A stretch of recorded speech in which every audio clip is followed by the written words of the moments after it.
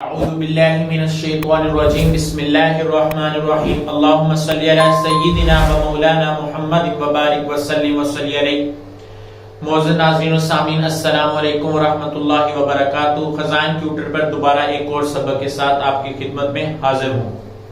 معزز ناظرین، کل ہم نے یاسین تک پڑھا تھا.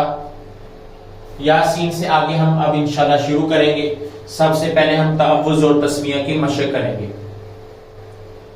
اعوذ باللہ من الشیطان الرجیم بسم اللہ الرحمن الرحیم.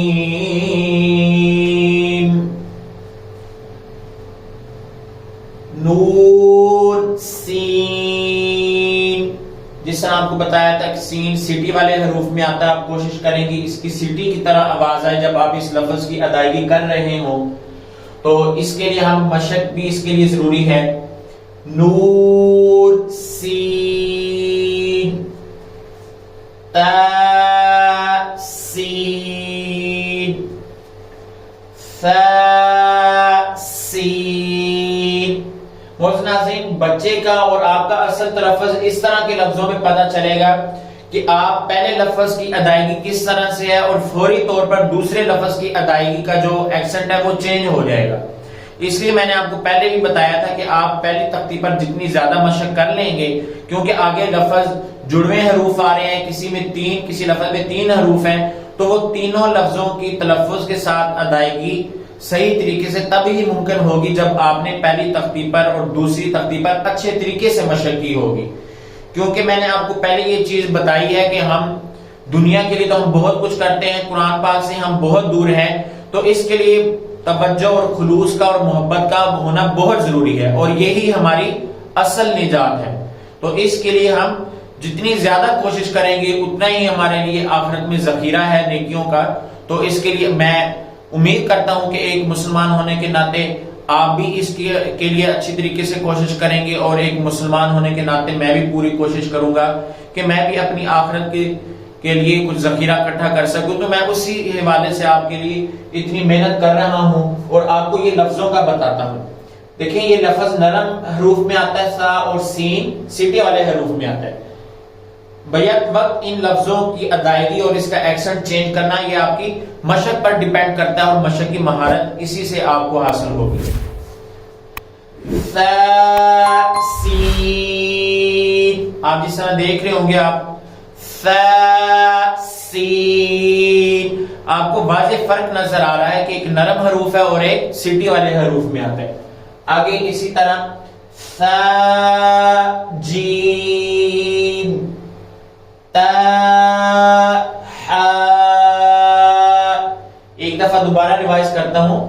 نون سین تا سین ثا سین ثا جیم تا حا.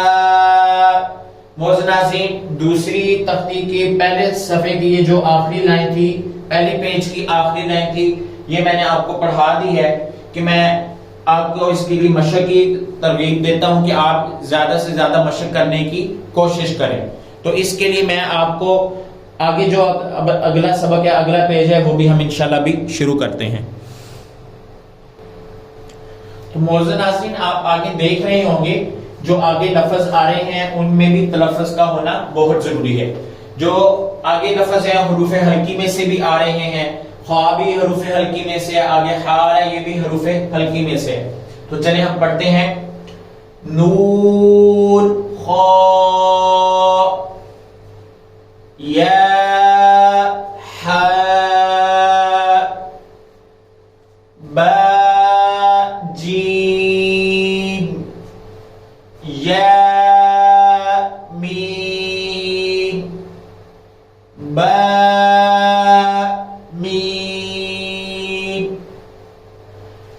نون میم تا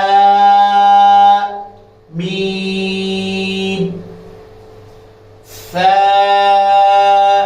میم با یا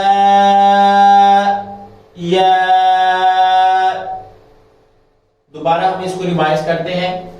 نون خا یا ہا با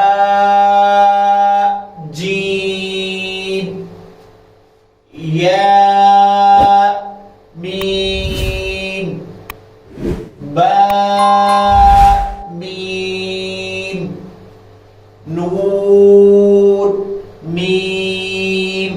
آپ اس طرح دیکھ رہے ہوں گے کہ کچھ لفظوں کے نیچے انہوں نے علیحدہ علیحدہ لفظ لکھے ہوئے اور کچھ کے نیچے نہیں لکھے ہوئے. وہ اس لیے نہیں لکھے ہوئے کہ بچوں کی مشق ہو سکے, کیونکہ اگر سب کے نیچے لکھے ہوں گے تو بچوں کو پہچان میں آسانی ہوگی. اس لیے وہ آپ کا مینٹلی طور پر دیکھتے ہیں کہ بچہ سبق کو کتنا زیادہ پک کر رہا ہے. اس کے لیے انہوں نے کچھ لفظوں کو لکھا ہوا نیچے اور کچھ کے نیچے نہیں لکھا ہوا. نون میم تا میم ثا میم با یا